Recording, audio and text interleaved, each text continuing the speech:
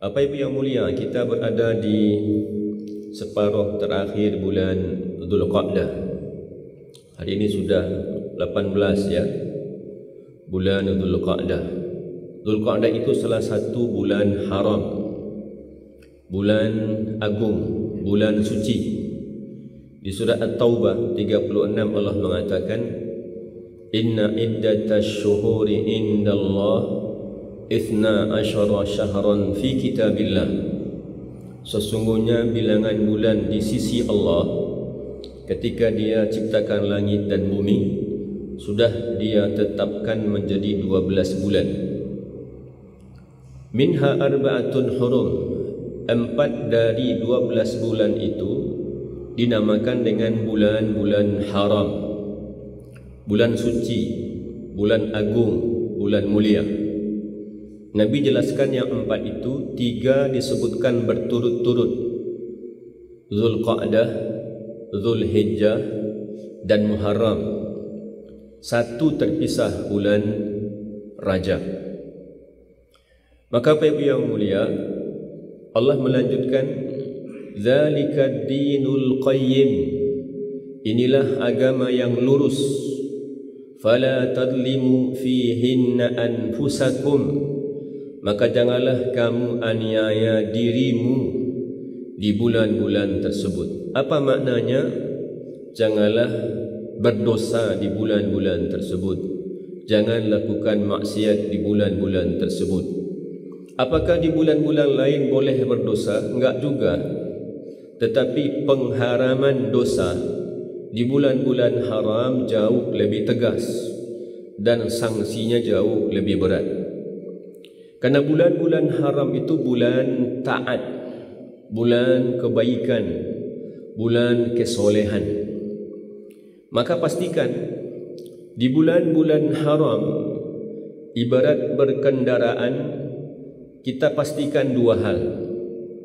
Apakah gasnya kendaraan kita itu bisa full sehingga bisa lari lebih kencang, sehingga lebih cepat sampai di tujuan. Yang kedua, pastikan remnya. Apakah remnya pakem sehingga terhindar dari kecelakaan dan memaksimalkan diri menghindarkan dari bahaya. Maknanya adalah bulan haram itu bulan di mana kesolehan lebih utama, lebih Allah hargai dan lebih Allah berikan pahala lebih besar dibanding amal yang sama ditunaikan di bulan-bulan lain. Begitupun kesalahan dan dosa, dia menjadi lebih berat hukumannya jika ditunaikan di bulan-bulan lain. Ini Dzulqa'dah. Apa artinya Dzulqa'dah itu? Qa'dah itu artinya duduk, santai, istirahat. Dari apa orang-orang dulu sebelum Nabi, itu orang-orang di masa jahiliyah duduk. Mereka berhenti berperang, mereka istirahat. Karena orang-orang Arab jahiliyah itu sangat mudah tersulut peperangan. Hanya karena sebab-sebab kecil sangat mungkin mereka terlibat dalam perang besar. Bahkan ketika Nabi sudah diutus pun, dan sebelum beliau pergi berhijrah ke kota Madinah, di Madinah itu sangat berkecamuk, ada perang namanya perang Bu'ath, perang antara orang Aus dan orang Khazraj yang masih kufur, yang belum beriman. Itu 5 tahun sebelum Nabi berhijrah. Sehingga sampai-sampai semua tokoh kecuali 1 orang dari orang Aus dan orang Khazraj itu mati terbunuh. Sehingga mereka menyisakan 1 tokoh saja. Siapa tokoh itu? Abdullah bin Ubay bin Salul, satu-satunya tokoh yang tersisa. Dan mereka akhirnya paham bahawa benar-benar menyengsarakan peperangan ini, sehingga mereka bertekad berhenti berperang dan sepakat akan mengangkat Abdullah bin Ubay bin Salul menjadi raja mereka. Tapi Allah berkehendak lain, dan Nabi kemudian berhijrah ke kota Mekah ke kota Madinah, dan Nabilah yang jadi raja, pimpinan di Madinah. Maka mahkota yang sudah disiapkan untuk Abdullah bin Ubay bin Salul tadi itu hilang. Itulah kenapa kemudian kita menyebut dan menemukan Abdullah bin Ubay pada ujungnya sangat dengki kepada Nabi, iri, sehingga dia menjadi tokoh munafik. Karena orang yang berpeluang menjadi raja, seolah-olah hadirnya Nabi membuat mahkotanya dirampas. Maknanya adalah sangat mungkin orang-orang Arab itu hanya karena sebab-sebab kecil, sepele, mereka bisa terlibat peperangan besar. Tapi mereka punya kode etik. Apa kode etiknya? Kalau mereka sudah melihat hilal bulan Dzulqa'dah, mereka berhenti berperang. Bagaimanapun kelompok ini mati, kelompok ini ditawan, enggak peduli bagaimanapun kerugian berperang. Tapi kalau sudah terlihat hilal di bulan Dzulqa'dah, hilal kan, kita tahu hilal itu kapan, hanya menentukan kapan Ramadan kan begitu, kapan Idul Fitri, kapan Zulhijjah. Ini sebentar lagi akan ada hilal. Karena nanti akan ada patokan kapan orang berwukuf dan kapan orang beridul adha. Orang dulu mereka setiap bulan lihat hilal. Dan kalau sudah melihat hilal bulan sabit sebagai penunjuk awal bulan Dzulqa'dah, maka mereka sudah sepakat lalu duduk berhenti berperang dan gencatan senjata. Kapan perang? Nanti lagi. Habis Dzulqa'dah, Zulhijjah, Muharram. Kalau mau perang lagi nanti di bulan Safar. Tapi 3 bulan berhenti dari Dzulqa'dah. Dzulqa'dah itu artinya duduk, istirahat, berhenti, berdamai. Dari apa mereka duduk dan istirahat? Dari berperang. Dan ketika Nabi kita alaihi salatu wassalam diutus dan membawa syariat baru, maka Dzulqa'dah ini disebut bulan persiapan. Persiapan apa? Persiapan untuk tunaikan ibadah haji. Karena habis Dzulqa'dah bulan Zulhijjah bersiap-siap untuk berhaji. Dan ketika agama ini sudah sempurna dan orang-orang yang tidak pergi berhaji bersiap-siap menyambut hari-hari istimewa, hari-hari mulia, hari-hari terbaik di sisi Allah dari hari-hari sepanjang tahun. Maka Abdullah bin Abbas menceritakan bahwa Nabi katakan alaihi salatu wassalam, "Ma min ayyam al-amalu salihu fiha khairun wa ahabbu ila Allah min hadhihi al-ayyam." Kata beliau, Nabi bersabda, apa kata Nabi?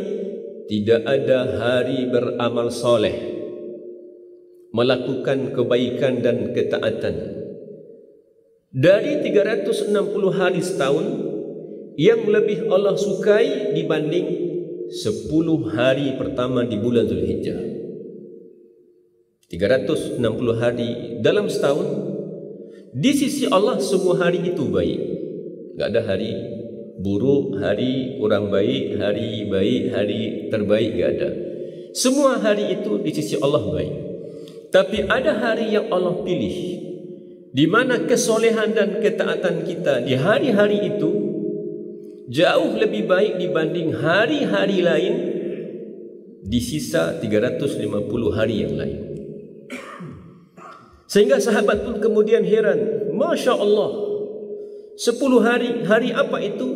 Hari tanggal 1 sampai 10 Zulhijjah. Dikurang 2 minggu lagi. Sambut jugalah, siapkan jugalah diri kita menyambut hari-hari istimewa itu. Lihatlah apa yang Nabi lakukan, apa yang sahabat lakukan, apa yang orang-orang soleh masa lalu lakukan di hari-hari itu. Sambutlah, siapkanlah diri kita. Kata sahabat, walal jihadu ya Rasulullah, apakah beramal soleh di hari-hari itu, tanggal 1 sampai 10 Zulhijjah itu, tidak bisa dikalahkan oleh berjihad di jalan Allah? Apakah pahala beramal soleh di hari itu tidak sebanding atau tidak dikalahkan oleh berjihad di jalan Allah?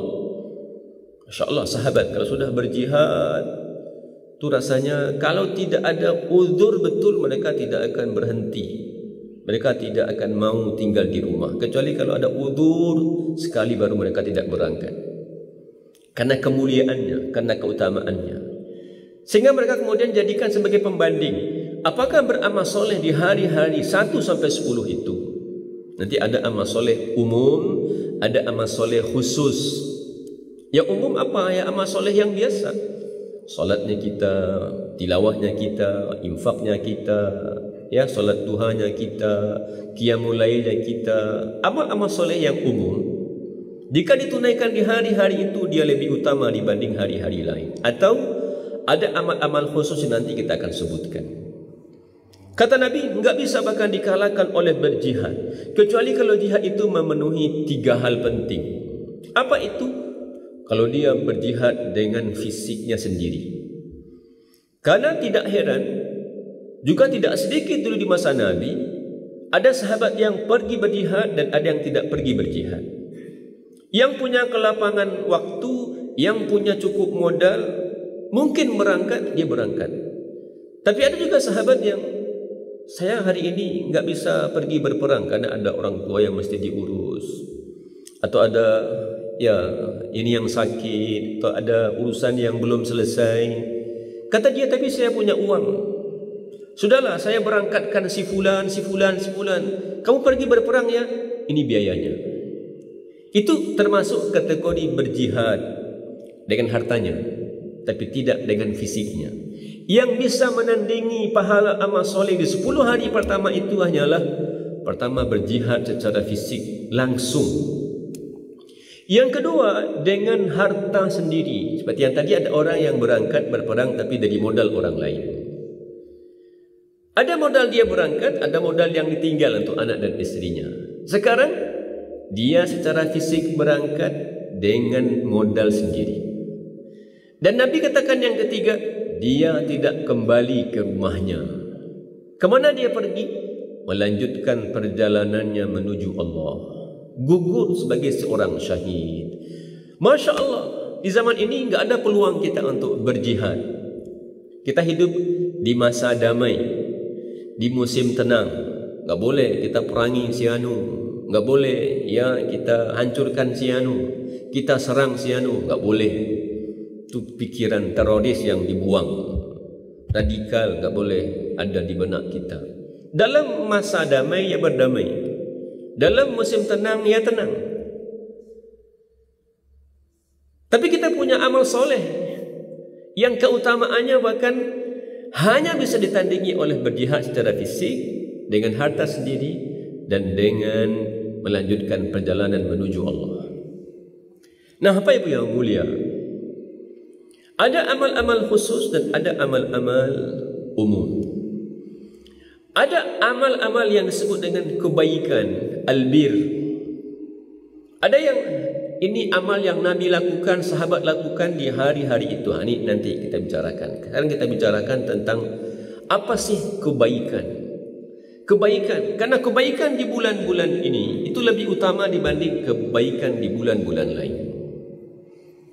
Kalau perintah Allah dan perintah Rasulnya, pasti itu kebaikan, pasti. Ya, lakukan ini, lakukan ini, lakukan ini. Kalau ada ayatnya atau ada hadisnya, itu sudah selesai, ya sudah. Tinggal kita amalkan, ya praktekkan. Kecuali kalau kita belum tahu hukumnya, ya tanya. Tapi begitu banyak kondisi dalam hidup kita, kita nggak tahu ini kebaikan atau tidak sih. Ini gimana statusnya?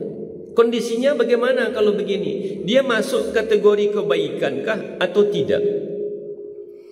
Karena itulah sahabat datang, ya, Nawas ibnu Sam'an, ya Rasulullah, ji'tuka li as'ala anil bir. Wahai baginda, aku datang kepadamu karena ingin bertanya tentang apa sih maknanya bir. Ini bukan minuman, bukan bir minuman. Karena ada ayat, ada hadis berbicara tentang al-bir. Ini menunjukkan bahwa wahyu itu kadang melampaui akal, sehingga sahabat pun enggak paham apa maksudnya. Dan sahabat ketika tidak tahu, pengen bagaimana caranya, makanya bertanya. Dalam ayat Quran ada, laisal birra an tuwallu wujuhakum qibalal masyriqi wal maghrib. Bukanlah albir, kebaikan, ketaatan itu kamu hadapkan wajahmu ke timur dan ke barat. Tapi kebaikan itu beriman kepada Allah, beriman kepada malaikatnya, kepada rasulnya, kepada kitabnya terus. Itu maknanya bir. Allah juga sebutkan wa ta'awanu 'alal birri wat taqwa.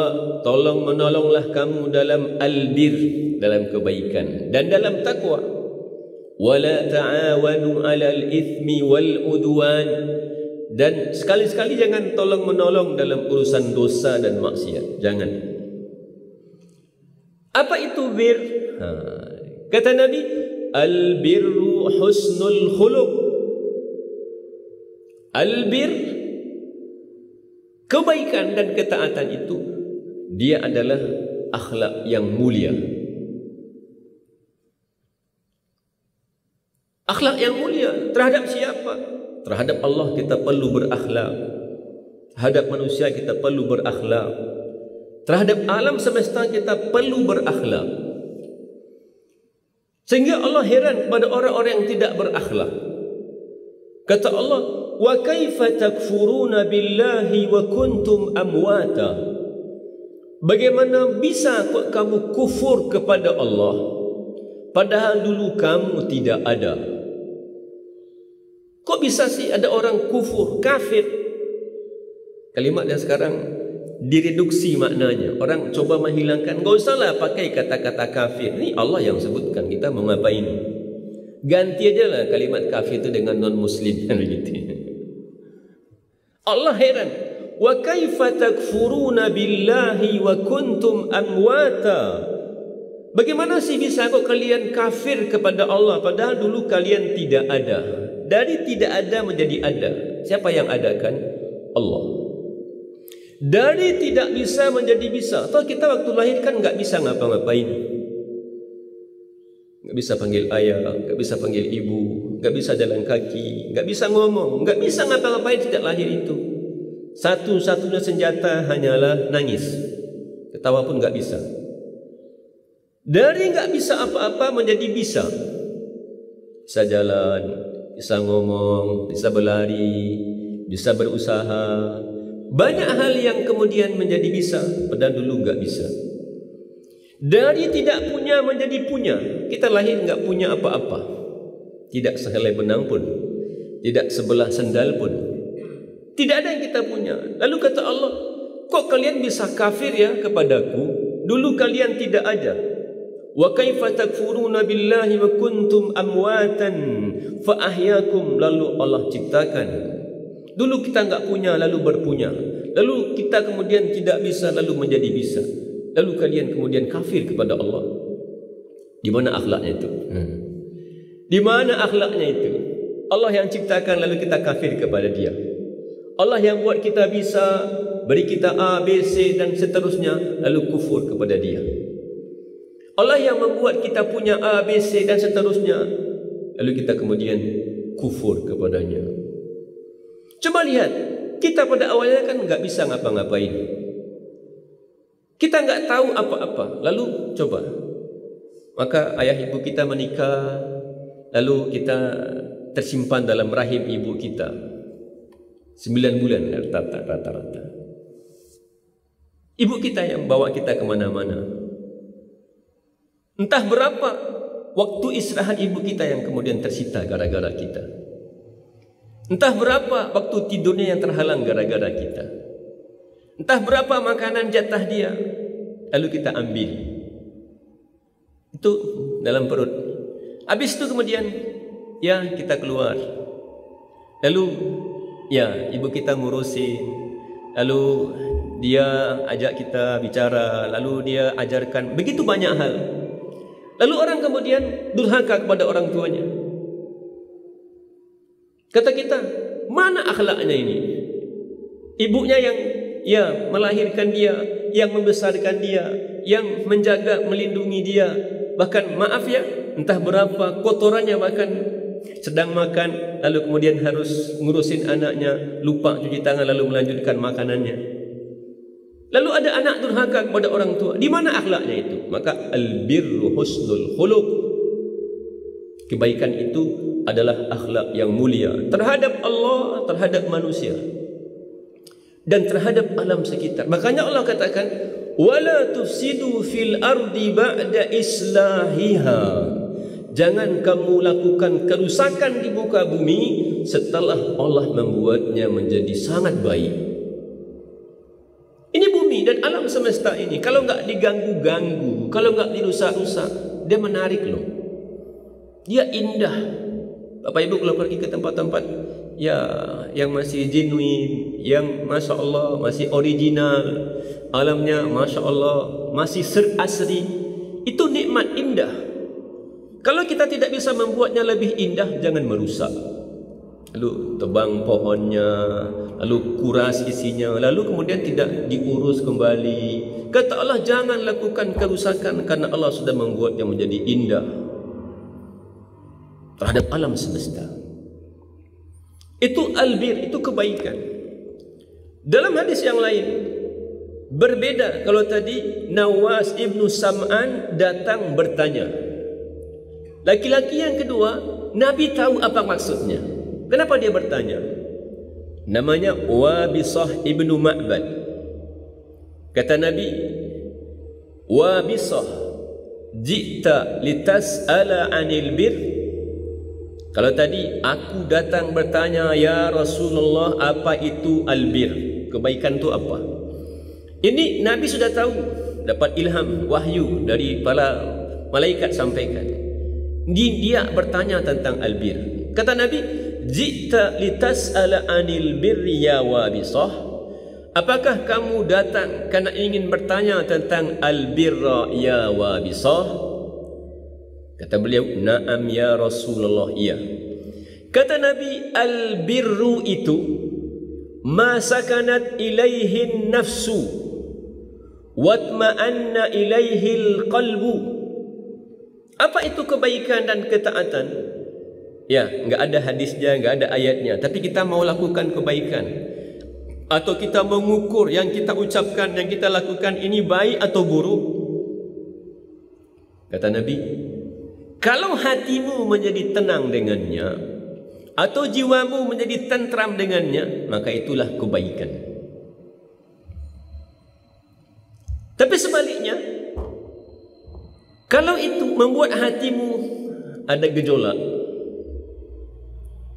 ya, al-ithmu ma haka fi sadrika, yang menggores-gores di dalam dadamu.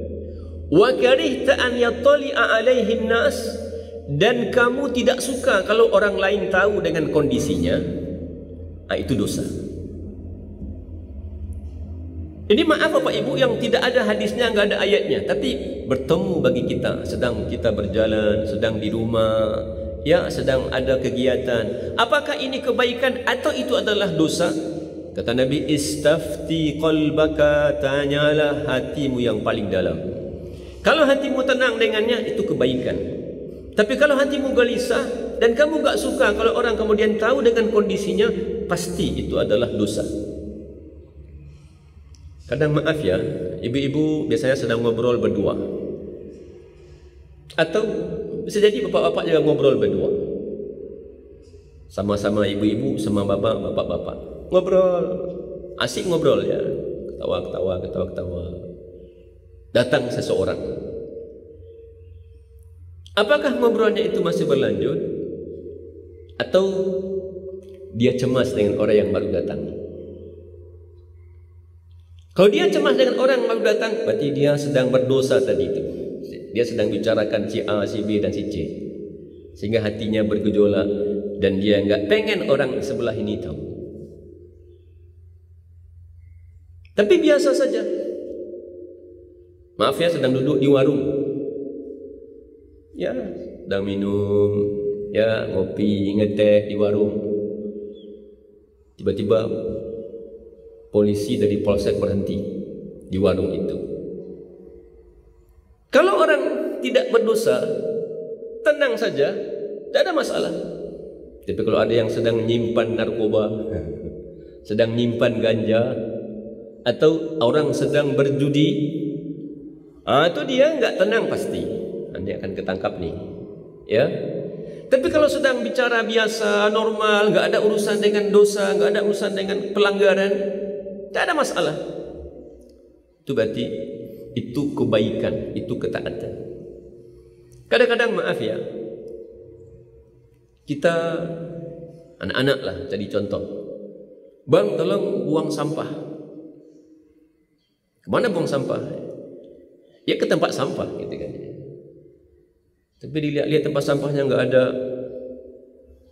Tuh gimana? Dah dionggok aja di pinggir jalan gitu kan. Apa kondisinya? Kita buang sampah di jalan, hati kita damai, atau lihat orang kanan, lihat orang kiri? Kalau kita cemas ada orang yang melihat yang kita lakukan, itu artinya dosa. Karena dosa maha kafi sadrika, yang mengganjal di dalam dada, dan kamu tidak suka kalau orang tahu apa yang kamu lakukan. Itu selama fitrah kita masih normal. Orang yang normal fitrahnya, kalau dia berdosa itu dia malu, dan dia enggak pengen orang lain tahu. Kalau ada orang yang dia suka mengumbar aibnya, itu fitrahnya yang salah. Dia ceritakan, itu anak saya itu bapaknya si anu. Orang lain enggak tahu, lalu dia siarkan melalui media.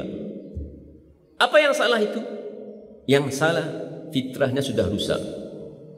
Orang enggak perlu tahu, kamu gimana sih? Kadang-kadang naudzubillah baca berita tu ya. Masuk aja berita, si anu mengaku bahwa ketika usia masih belasan tahun dia sudah berzina. Itu sudah belasan tahun yang lalu. Allah sudah tutup, sekarang dia buka. Mungkin diundang, wawancara, dapat duit gitu ya. Tapi dia sebutkan aibnya, dia sebutkan dosanya. Orang yang fitrahnya sehat, dia enggak akan bicarakan itu. Bicara tentang suami masa lalu, tentang isteri masa lalu, tentang dapur masa lalu. Kalau kita aib, dia tutup. Itu tandanya fitrahnya sehat. Tapi kalau ada orang mengumbar aibnya, itu berarti fitrahnya yang sudah rusak. Karena ketika aib kita tahu orang lain, mestinya kita hatinya bergejolak, ya, tidak nyaman. Haka fi sadrika, lalu dia bikin kecemasan, bikin kegelisahan. Makanya Nabi katakan alaihi salatu wassalam, kata beliau, kullu ummati mu'afa, setiap umatku itu punya peluang dimaafkan, illal mujahirun, kecuali orang-orang yang memproklamirkan dosanya. Allah sudah tutup dosanya setahun yang lalu. Sekarang ada media, dia buka. 5 tahun yang lalu dia buka, 10 tahun lalu dia buka. Itu kata Nabi namanya mujahirun. Itu enggak diampuni oleh Allah.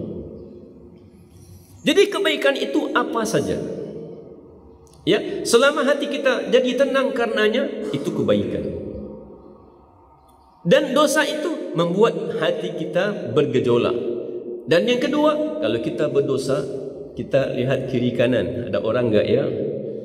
Karena orang yang normal pasti tidak mau orang lain tahu dengan aibnya, dengan dosanya.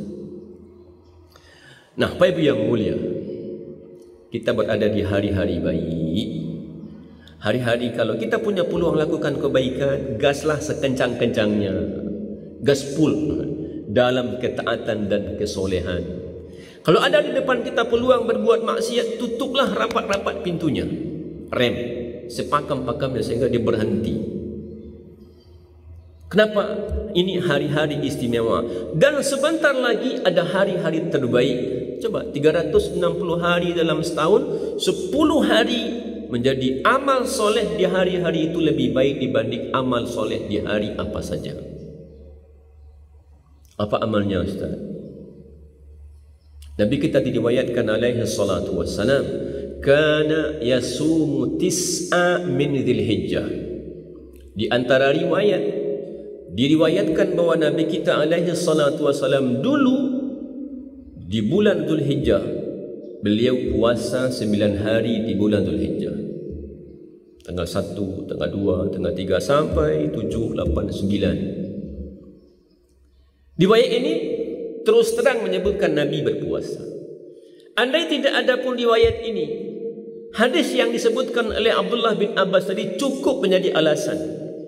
Karena Nabi katakan tidak ada hari beramal soleh di hari-hari itu lebih Allah sukai dibanding amal soleh di hari-hari lain. Bukankah puasa itu juga adalah amal soleh? Di hari biasa kita juga puasa sunat, ya, ada puasa Ayyamul Bid, ada puasa Senin dan Kamis, bahkan ada yang mungkin sampai puasa Nabi Daud. Puasalah. Kalau bisa 99 harinya, Masya Allah, silakan. Kalau enggak bisa, enggak sanggup, coba. Saya lihat kakek saya, nenek saya rutin puasa Nabi Daud. Seperti apa sih sensasinya puasa Nabi Daud itu? Coba puasalah hari Sabtu, hari pertama, hari ketiga, hari kelima, hari ketujuh, hari kesembilan. Puasa. Sekali puasa, sekali berbuka. Sehari berpuasa, sehari berbuka. Seperti apa sih sensasinya? Saya lihat ayah ibu saya puasa Senin dan Kamis. Minimal puasalah Senin dan Kamis. Mudah-mudahan nanti kecanduan sehingga habis bulan Zulhijjah ini kecanduan puasa Senin dan Kamis. Nikmat, nikmat, nikmat. Dan kalau enggak bisa, tidak semua, tidak separuh, tidak 2-3 hari, jangan sampai lewat hari ke-9. Itu pentingnya kita mengenal hilal. Kapan sih mulai Zulhijjah? Atau kapan orang berwukuf? 9 Zulhijjah itu adalah ketika jamaah haji sedang berwukuf. Mereka bertaubat, berzikir, berdoa, beribadah kepada Allah dengan sangat khusyuk, ya, pada hari Arafah. Yang tidak pergi haji itu hari puasa. Kalau bisa semuanya alhamdulillah 9 ya. Kalau bisa, kalau enggak coba separuh, kalau enggak 2-3 hari. Tapi yang ke-9 jangan sampai absen. Tiba-tiba orang sudah masuk aja 10 Zulhijjah, lewat yang 9 ini. Pengurus masjid syiarkan kepada jamaah, ini hari penting. Dan kalau perlu, ya, buka bersama di masjid. Ya, walau sekedar takjil. Yuk jamaah kita buka bersama, bawa suaminya, bawa anaknya, bawa istrinya, kita buka bersama karena ini syiar. Ada apa dengan puasa di hari ke-9 itu? Nabi katakan alaihi salatu wassalam, Sawmu yaumi Arafah, berpuasa sehari saja di hari Arafah, yukaffiru sanatal madiyata wal baqiyah.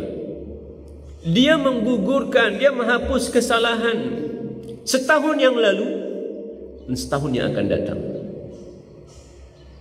Dia dapat apa? Deposit ini. Setahun yang lalu sudah Allah hapus, dan setahun yang akan datang Allah hapus hanya karena sehari berpuasa. Dosa apa itu, Ustaz?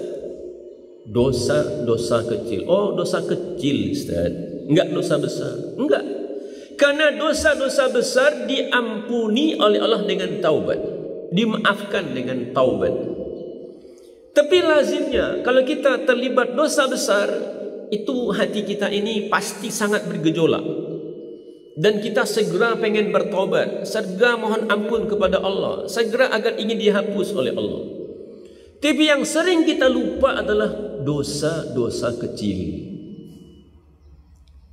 Dan ulama kita ya menyebutkan apa? La saghirata ma'al istimrar. Pertama, la kabirata ma'al istighfar. Kata ulama kita, dosa besar tu enggak ada kalau kita beristighfar. Sebesar-besarnya dosa, kalau kita bertaubat kepada Allah, habis dia. Kalau kita berbuat dosa besar tu pasti lama enggak nyamannya. Apa dosa besar? Dosa yang Allah sebutkan hukumannya langsung di muka bumi. Berzina, ini hukumannya, itu dosa besar. Mencuri ini, ya, membunuh ini, langsung ada sanksinya di muka bumi. Itu namanya dosa besar. Atau ada janji ancaman pada hari kiamat, atau ada gelar yang buruk habis dengan dosa itu. Dia jadi orang fasik, jadi orang durhaka, itu dosa besar. Sisanya dosa-dosa kecil. Tapi justru dosa-dosa kecil itu yang banyak. Karena tidak ada istilah besar kalau kita rajin bertobat, dan tidak ada istilah kecil kalau dilakukan terus-menerus. Kecil sih, tapi setahun. Kecil tapi 2 tahun. Kalau 10 aja sehari, berapa banyaknya? Terkait dengan mata, terkait dengan telinga, terkait dengan tangan, terkait dengan mulut kita ini. Maaf ya, di kampung sering kita dengar orang tua ya saking marah sama anak-anaknya atau sama siapa saja, kalau marah tuh berhitung nggak pandai dari 1, 4 kata dia. Begitu orang tua kita di kampung. Itu Allah minta pertanggungjawabannya itu. Kenapa? Kenapa begitu? Anak-anak muda atau siapapun, laki-laki lihat perempuannya, sekali lihat sudahlah. Kalau itu mengagumkan ya cukuplah. Tapi ulang lagi, itu sudah, itu maksiat. Nabi katakan pada Nabi alaihi salatu wasallam kata pada Ali, ya Ali, la tutbi'un nadratan nadrata. Laki-laki tertarik pada perempuan, perempuan tertarik pada laki-laki. Itu fitrah, itu sunnatullah. Sebaliknya selalu aneh, laki-laki sama laki-laki, perempuan sama perempuan, itu aneh. Tapi kalau melihat ya tertarik, oh cantiknya, oh tampannya, oh masya Allah, berkali-kali, itu menjadi ujian, itu menjadi maksiat. Berapa kita lihat, apalagi masya Allah ya anak muda ya, film Korea, bintang Korea begitu kan ya. La saghirata ma'la istimrar, terus menerus dilakukan, dia enggak menjadi kecil. Makanya gunung kalau dia meletus ya, yang berhamburan itu pasirnya. Kenapa? Karena batu yang besar atau gunung yang besar itu berasal dari gugusan pasir. Makanya la saghirata ma'al istimrar, enggak ada istilah kecil kalau dilakukan terus menerus. Makanya jangan abaikan, baik amal soleh atau yang salah, walaupun dia kecil jangan abaikan. La tastasghiranna as-saghaira, jangan kalian abaikan hal-hal kecil. Fa innal jibala minal hasa, karena gunung yang besar itu berasal dari gugusan pasir. Insyaallah puasa, sehari puasa menggugurkan kesalahan. Seberapa? Ya, 2 tahun. 10 aja sehari. Itu kalau 360 hari dosa kita berarti 3.600. Kalau 2 tahun berarti 7.200. Nanti di akhirat mau ditebus pakai apa? Tebus sekarang. Yang kedua, diriwayatkan bahwa Nabi alaihi salatu wasallam mengatakan, ini hari Allah sangat suka dengan kebaikan di hari-hari itu. Maka fa'akthiru fihinna minat tahlil wat takbir wat tahmid. Perbanyaklah bertahlil, bertakbir dan bertahmid di 10 hari pertama di bulan Dzulhijjah. Ada yang sifatnya umum, ada yang terikat. Umum itu maksudnya gimana? Sedang jogging boleh takbiran, sedang goes boleh takbiran, sedang masak boleh takbiran, sedang bersihkan pekarangan rumah boleh takbiran. Boleh. Bahkan Abdullah bin Umar radhiyallahu anhuma, Abu Hurairah radhiyallahu an, dulu ketika awal Zulhijjah mereka berdua pergi ke pasar, lalu kemudian takbiran di pasar. Allahu akbar, Allahu akbar, Allahu akbar, la ilaha illallah, wallahu akbar, Allahu akbar walillahil hamd. Mereka berdua pergi ke pasar. Ini belum 10 Dzulhijjah, tapi di awal Dzulhijjah. Lalu diikuti oleh para pedagang, diikuti oleh para pembeli, sehingga pasar Madinah di awal-awal Dzulhijjah itu heboh dengan takbiran. Dan kita heboh, ini ada dangdut di sini, ini ada musik apa di sana, ini ada joget apa di sana, ini ada teriak apa di sana. Dulu di awal-awal Zulhijjah heboh dengan takbiran. Masya Allah kalau ada yang berani. Karena banyak sunnah yang sudah hilang. Itu memang butuh orang-orang yang Masya Allah kegigihannya. Karena banyak sekali sunnah yang dulu pernah hilang, lalu kemudian sekarang menjadi biasa karena perjuangan dari orang-orang yang istimewa. Maaf ya dulu ibu-ibu, maaf ya, terutama yang anggota Korpri, yang pegawai negeri itu. Ibu-ibu kalau apel pagi 30 tahun yang lalu nggak ketemu satupun yang berjilbab tuh.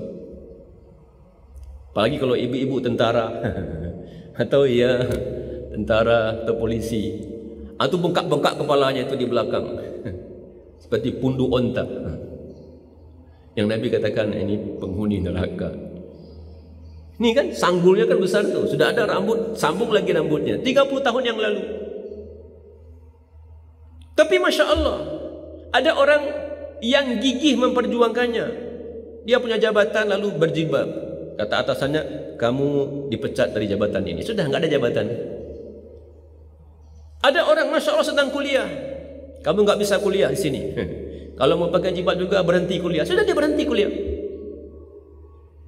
Dan sekarang Masya Allah, kalau ibu bapak lihat ada apel pagi di kantor-kantor pemerintah, tiba-tiba ada 1-2 orang yang tidak menutup aurat, tidak berjilbab.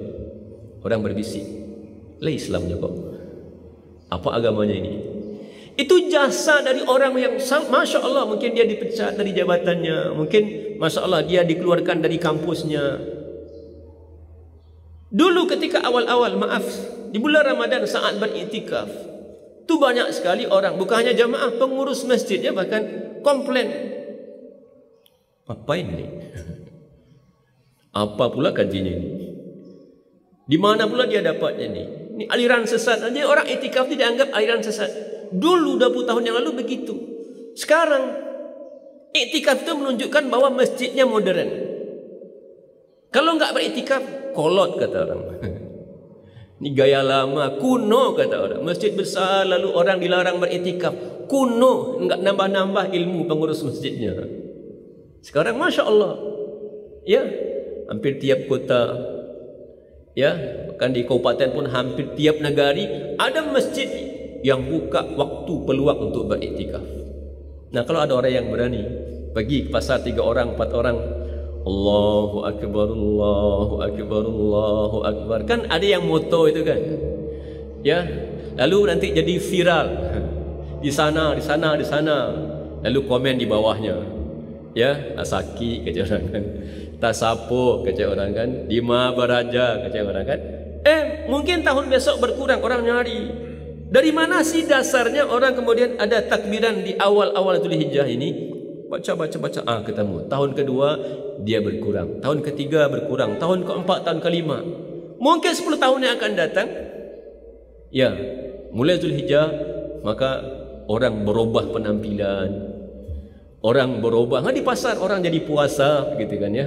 Tidak juga ada lagi rumah makan di siang hari yang buka, nggak ada lagi orang yang buka aurat. Orang kemudian sibuk dengan takbiran. Butuh aja orang yang nekat sih. Ya, tapi dia akan menjadi orang yang Masya Allah akan dikenang walaupun viral di awal-awal ya. Nanti yang punya mental, yang punya mental. Faktiru. Ini yang umum, tapi ada yang khusus, ada yang mutlak, ada yang dibatasi. Apa maksudnya yang dibatasi, yang diikat itu yang dilakukan setelah solat 5 waktu. Idul Adha dalam agama kita itu lebih agung dibandingkan dengan Idul Fitri. Beda dengan kita. Kita kalau sudah Idul Fitri sejak awal puasa, bahkan sejak awal atau sebelum puasa, itu orang sibuk semua. Pemerintah sibuk semua. Semua sibuk. Ini mau pulang, gimana caranya, semua orang sibuk. Ya, jalan macet, enggak muat, orang pulang semua. Tapi padahal coba lihat, takbirannya sebentar. Terbenam matahari di hari terakhir Ramadan, habis maghrib takbiran, habis isya takbiran, habis subuh takbiran. Lalu khatib turun dari mimbar khutbah Idul Fitri, enggak ada lagi selesai. Besok orang boleh puasa 1 Syawal, 2 Syawal, 3, ya, puasa Syawal. Idul Adha itu takbirannya 5 hari. Yang berkaitan dengan solat 5 hari. Tapi yang bebas itu 10 hari. Ya, sampai nanti 3 hari di ujung hari tasyrik. Diawali dengan subuh hari Arafah. Ingat ya, takbir Idul Adha itu tidak saat terbenam matahari di 9 Zulhijjah, tapi sejak subuh hari Arafah. Itu bisa kita amalkan di sini. Nanti hari Arafah kita puasa, habis salat subuh kita takbiran. Kata orang, lah sembahyang raya lo Siti Rahmah, Hajabah Rahmah. Belum, takbiran dulu ya, takbiran. Dia juga nanti berikutnya, tahun berikutnya ada yang ikut. Karena biasanya kalau Idul Adha sudah terbenam matahari, habis berbuka puasa Arafah, takbiran. Padahal dia syiarnya dari subuh hari Arafah. Habis subuh, habis zuhur, habis asar, habis maghrib, habis isya. Full 1 hari. Lalu tanggal 10 1 hari full. Habis itu tanggal 11 full. Habis itu tanggal 12 full. Habis itu tanggal 13 subuh, zuhur, asar. Maghrib tidak ada lagi. 5 hari berturut-turut takbiran. Hari 9 puasa. Hari 10 Idul Adha enggak boleh puasa. Tanggal 11 enggak boleh puasa. Tanggal 12 enggak boleh puasa. Tanggal 13 enggak boleh puasa. Itu hari-hari makan, hari-hari minum. Fadhkurullaha, hari-hari bagaimana kita mengagungkan dan meninggikan nama Allah. Fi ayyamin ma'lumat, fadhkuru smallahi fi ayyamin ma'lumat. Ya, di hari-hari yang diketahui. Agungkan Allah, banyak-banyak bertakbir. Itu sunnah. Yang ketiga, yang terakhir, ya, yang cukup kita sampaikan sesuai dengan waktu adalah berkurban. Nabi katakan tadi 10 hari istimewa mengalahkan 350 hari lainnya dalam pahala beramal soleh.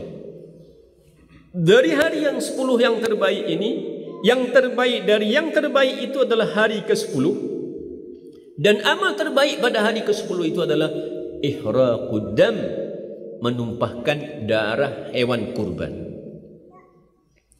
Jangan sampai, maaf ya, kita lihat kiri kanan tetangga kita, kita tahu rumahnya la haula wala quwata illa billah, pakaiannya ala kadarnya, ya tidak ada kendaraan, bahkan kalau toh ada motor sudah butut, pendapatannya enggak ada kepastian, ya, enggak jelas, kalau ada kerja dapat, kalau enggak kerja. Atau yang berdagang, Masya Allah, ini ada toko, ini ada ruko berjejer, barang jualan kita Masya Allah mahal harganya, dan jualan seharinya banyak nominalnya. Tapi ada orang-orang Masya Allah, apa yang dia jual? Mungkin jual pisang, ya, mungkin jual, maaf, kadang jual daun pisang, bahkan mungkin jual apa, ya kecil aja lapaknya, mungkin ya jual sayur gitu. Tapi ketika pada hari kurban, saat potong hewan kurban, nama dia Bapak Sianu ada di situ, Ibu Sianu ada di situ. Kita yang Masya Allah rumahnya, Masya Allah pakaiannya, Masya Allah kendaraannya, Masya Allah pendapatan bulanannya, tapi nama kita tertera tidak sebagai peserta kurban, tapi ini dapat kupon. Kan malu kita, malu mestinya, malu. Karena amal terbaik pada hari ke-10 itu menumpahkan darah hewan kurban. Orang-orang yang status ekonominya jauh di bawah kita lalu kemudian ikut, masa kita enggak ikut? Setiap bulunya bernilai kebaikan, setiap bulunya kebaikan. Berapa banyaknya bulunya? Itu bernilai kebaikan, masa kita enggak ikut? Kenapa berat betul? Ni ada penghasilan bulanan, ni ada tunjangan, ni ada tukin, ni ada bonus, ni ada macam-macam, ya. Lalu nama kita enggak terdata sebagai peserta kurban tahun ini. Itu ada perasaan malu. Jadi mari Pak Ibu yang mulia, ya, ini hari-hari baik, mulai dari hari-hari hari-hari bulan haram. Zulqa'dah itu bulan haram, Zulhijjah bulan haram, Muharram bulan haram, bulan di mana kebaikan lebih baik dan lebih Allah hargai, lebih Allah lipat gandakan pahalanya dibanding kalau ditunaikan di hari-hari lain. Ini bulan di mana dosa dan maksiat hindarkan. Makanya kata Allah, "Fala tadlimu fihinna anfusakum." Sudahlah, berhentilah berdosa di bulan-bulan itu. Karena pengharamannya sangat tegas. Kebaikan itu apa saja? Apa saja yang buat hati kita tenang. Ya, membantu tetangga, meringankan bebannya, ya mengurus ini, membersihkan ini, kebaikan. Tinggalkanlah yang mengganjal. Jadi kalau begitu orang mesti paham bahwa akan sulit bahagia kalau orang itu berdosa. Karena bahagia itu kan ketenangan hati ya, ketentraman jiwa. Kalau dia berdosa, pasti ada di sini gejolak. Makan ini, minum ini, pakai ini, ambil ini. Yang nggak punya kita itu bikin hatinya bergejolak. Atau dia kehilangan fitrah. Dia berdosa tapi nyaman. 100.000, 200.000, prit ya. Itu nyaman saja. Itu sudahlah, bebal tuh. Hilang fitrahnya. Lakukan amal-amal soleh, tinggalkan amal-amal salah. Dan ingat, di depan kita ada hari-hari istimewa, 10 hari. Berbanyak amal soleh di situ. Ada amal-amal umum, ada amal-amal khusus. Yang khusus tu banyak-banyak berpuasa, ya banyak-banyak bertakbir. Dan jangan lupa jadikan kita sebagai salah seorang peserta kurban di masjid ini atau di tetangga atau di masyarakat mana saja di tahun ini. Allahu a'lam bishawab. Mohon maaf dan terima kasih. Assalamualaikum warahmatullahi wabarakatuh.